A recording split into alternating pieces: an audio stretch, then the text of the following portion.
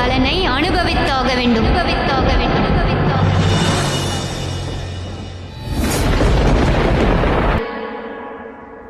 அதற்குள் கதி கலங்கிவிட்டாய்.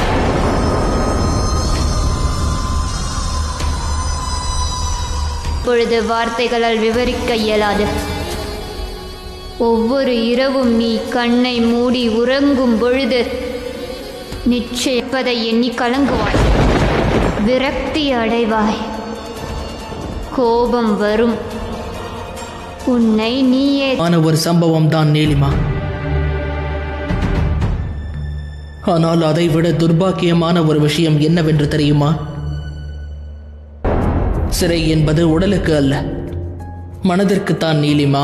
உடலை சிறையிலிருந்து விடுவிப்பதற்கு முன்பு மனதை முன்பே உன்னை ஒரு கருவியாக்கி விட்டதால் நான் எவ்வாறு அதை மீண்டும் செய்ய இயலும் நீலிமா?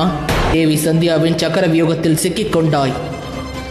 இதிலிருந்து வெளியே வர முயற்சி செய். போதும்.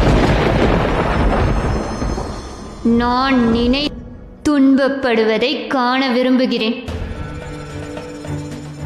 நீ அனுபவிக்கப் போகின்ற துன்பத்தினால் நான்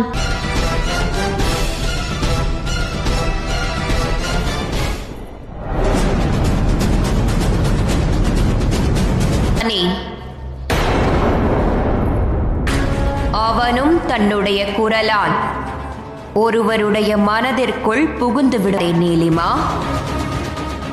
அவன் உனது சிந்திக்கும் புரிந்து கொள்ளும் சக்தியை அழித்து விடுவான். ஏன் அவனுக்கு வாய்ப்பளிக்கிறாய்? வேதனையால் அவனே என்னிடம் வந்த மரணத்தை யாசிப்பான்.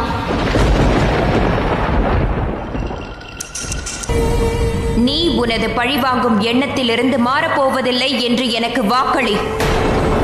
சனியை நீ அழிப்பா என்று எனக்கு